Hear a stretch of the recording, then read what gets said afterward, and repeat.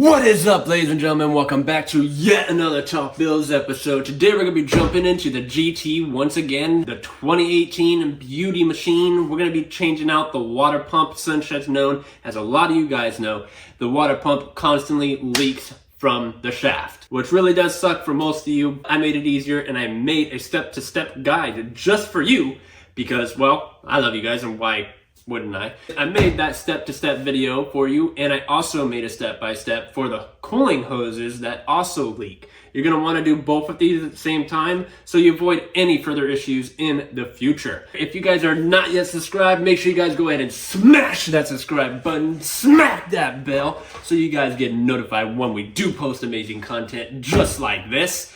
I'll see you in the future. Ordinary to actually get to the water pump, there's quite a few things that we gotta do first. We gotta take off the coolant reservoir. The air intake has to come out as well. Yes, I know. It's not that hard, peeps.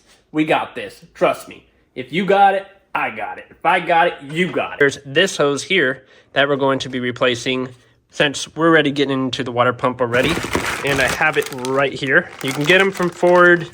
I would highly suggest get these from Ford. They do come pre-lubed and they already have the spring clamps already loaded onto them already. We have your top hose here, and the top hose likes to leak, especially for the part that goes onto that girl. Quick disconnect hoses go onto that half and that half over there. They do have rings for them as well. You don't have to replace that top hose. You just need to go in and replace the O-ring, which I'm going to show you how to replace that O-ring here. That way you know which O-ring you have to take out and which O-ring you have to replace. Now, if you have the new Y, pretty much I call this the Y pipe for the cooling system. What you're going to want to do if you're not wanting to replace this, which like I said, I highly suggest replacing it. Before we even do anything, make sure that you have access to at least to a lift or jack and jack stands, because you're gonna need it. You're gonna need to get the car up on its booty. Once you do that, the next part is we gotta go down and show you where the petcock is at and what you have to do if you wanna save the coolant that's in it, especially if the cooling is done already and it's all brand new. You're not gonna wanna go out and waste more money on more coolant. Let's just be real here. I'm gonna go ahead and drain mine into a clean bucket, which right here is my clean bucket. I made a custom hose right here. As you guys can tell, I put a little hose ring on it because of the fact I didn't want to go back and get another piece of hose. And I believe it's 5/16 is the size of the nipple that's on your guys' petcock. And then if your car is not that hot, even if it is, I would just check and make sure. What you can do is slowly release the pressure and you'll hear it. Let it sit like that for a few minutes. Remember guys, 21 PSI, your hand moving that, boom, and it could potentially hurt you really bad. If you have an 18 Mustang EcoBoost or GT, your petcock's going to be located here. The older GTs are right over here, and it's going to be a little red knob instead of this one here. What you're going to want to do is you're going to put your 5/16 onto the petcock. You're gonna bring your container over. Make sure that you have the hose in the proper location. Make sure you have that opened as well. You're just going to turn it. As it's coming out like this, the pressure has been released from up here. You're not sitting here for 5 hours waiting for this to drain. My coolant is almost drained on the bottom. What I'm gonna go ahead and do is take off these two clamps here, this one, and then this one that is your other feed. I like to just use these because they are very simple, easy for me to use. Just grab it and put it on. Twist the hose so it breaks the seal. We're going to be moving on to the air system here. Ordinary to get the air system out, you have a red tab on your mass airflow sensor. Go ahead and pull that completely off. I'm going to take out the 8mm. Don't forget to unhook your crankcase hose. And you also have another breather hose at the bottom of the filter.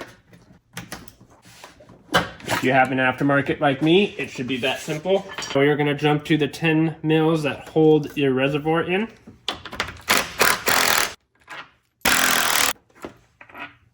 you can go ahead and get all the coolant into this hose. We're gonna take the coolant reservoir hose off.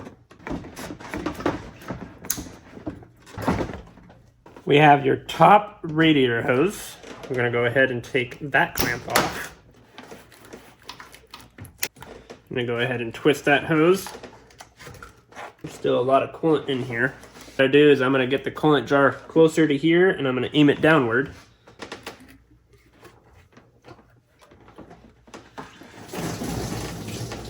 You have 3 bolts that are on your water pump pulley. You're gonna go ahead and unloosen those. You have your tensioner, which is located on the driver's side, closest to your air box. And you will see it right underneath this idler right here. That is your tensioner.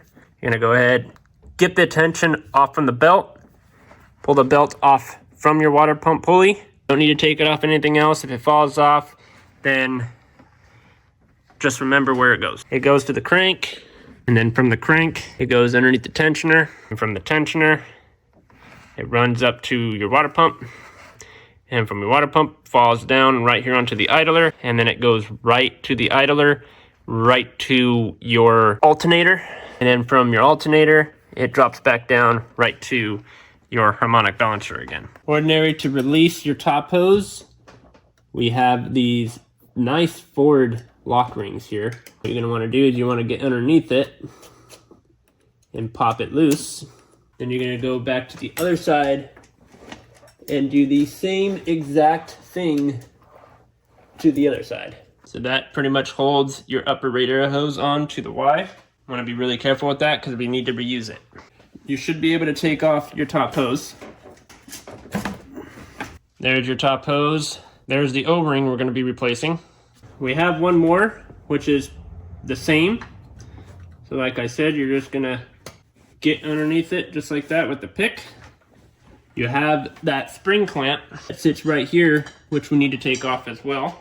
What I like to do, because that spring clamp right there is gonna be a pickle to get to, you're gonna come over here to all your vacuum lines, and you're gonna wanna push those quick disconnects in and out. Do the same one with the one hooked up to your intake manifold.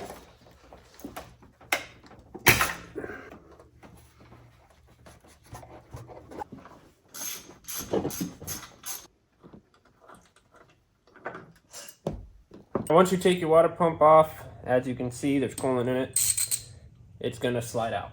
Black bracket that's on the top, that's what we're releasing. Tube right here is going to be able to, now if you haven't replaced this O-ring in a while, I would, just for safety measures, I have 4 10mm bolts that are going to be surrounding your water pump. There's going to be one here, there's going to be one underneath the throttle body, one on the left side of your throttle body, and there's one right underneath this pulley right here. Directly, you can't miss it. You can actually look at the new one if you have one, and it will show you exactly where they're at. And then there's also another one on the other side of that. I'm going to take out all 4 of those using a 10mm socket.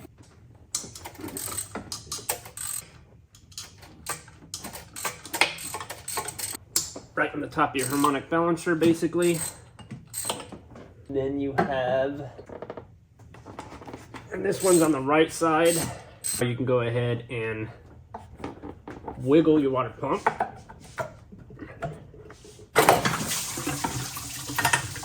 Now from here, it's all prepped. If you guys know a thing or two about rings, you never put them in dry. I like to use a little bit of Vaseline. Now this is where you gotta be extremely careful in putting it back in. You wanna make sure that it's aligned with all your bolt holes, and you just wanna push it in. What I like to do to get it to seat proper is I will take the heads, or the bolts, whatever you wanna call them. I'll stick them diagonal from each other. There's one. Take this one, put this one on the bottom. This will help pull it together. Go ahead and get this bolt all the way down. I'm gonna go down to the bottom one now. And put the next one in. We're going to take the very last one. Take your wrench. Right when you start seeing it move in, you can go to the very next one. You don't want it to go in crooked. Sometimes you'll start feeling the tool get harder, and when the tool does get harder, switch. Now we're just looking at it. The water pump's in, putting the pulley back on.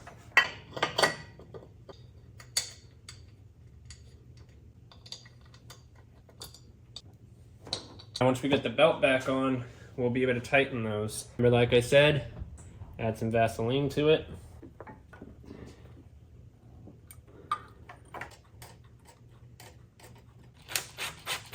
We're going to want to put our belt back on. I'm going to release the tension again.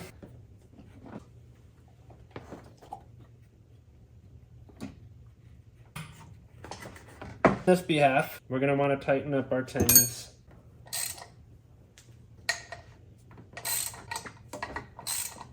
And make sure those girls are tight. Here's your top radiator hose, and inside your hose, you're gonna see that flat bluish black ring that sits literally right here. What we gotta do, gotta get around it.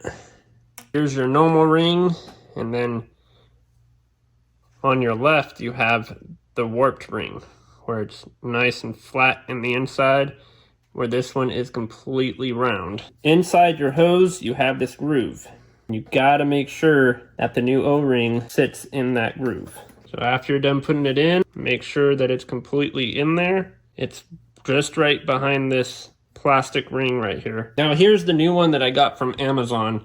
If you guys want to get one from Amazon, this was like 25 bucks. The only reason why I bought this girl for 25 bucks is because it being the OEM one is like 60 bucks. You can always pull up on the ring. That way you can set it in. Once you know that it's settled in, go ahead and lock it in. The other one now.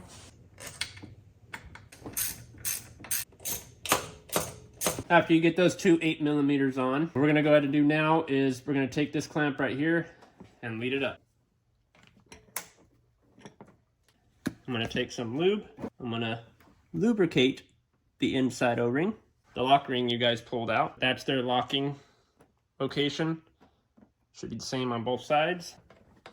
You'll feel it lock into place. And when you do feel it lock into place, snap your ring down, put the other half back on your radiator, grab your hose clamp pliers, or in this case, pliers. And as far as your hose clamp goes, grab your reservoir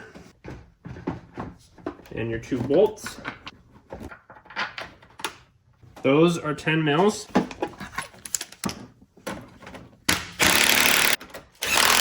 Grab your hose clampers. Same with the other one. Then the bottom one. I'm gonna go ahead and plug in all of the vacuum lines that we disconnected and go ahead and put my air box back in. Don't forget to put your sensors back on. 2018 Ford Mustang GT. That is pretty much how you guys are going to change out your water pump. Like I've always said, make sure that you guys set the water pump in straight. It's just like doing an axle seal. It needs to go in as straight as possible. Make sure that you always lubricate the O-rings on anything regardless. Make sure you use at least something to lubricate them. It can either be engine oil, it can be Vaseline, or you can use straight coolant and just make sure that that O-ring is completely lubricated. You don't want to put any tears in it. If you put tears in it, it will leak and then you will have to do the job completely all over again. Take your time, not a rush. It's not a race. You want to get your car working and get it back onto the road. For all we do here at ToughBuilds Customs, my name is Chris. If you guys are new here, make sure you guys go ahead and smash that subscribe button. If you guys want to keep up to date on what we do it, when we do it, make sure you guys go ahead and smash that bell so you get notified when we do post another banger to the channel. Don't forget to leave all your comments, questions, or concerns down in the comment section down below. I do answer everybody. I love you guys for joining another ToughBuilds episode. Always remember, things are going to get better, brighter, and chase after your dreams, and don't let anybody stop you.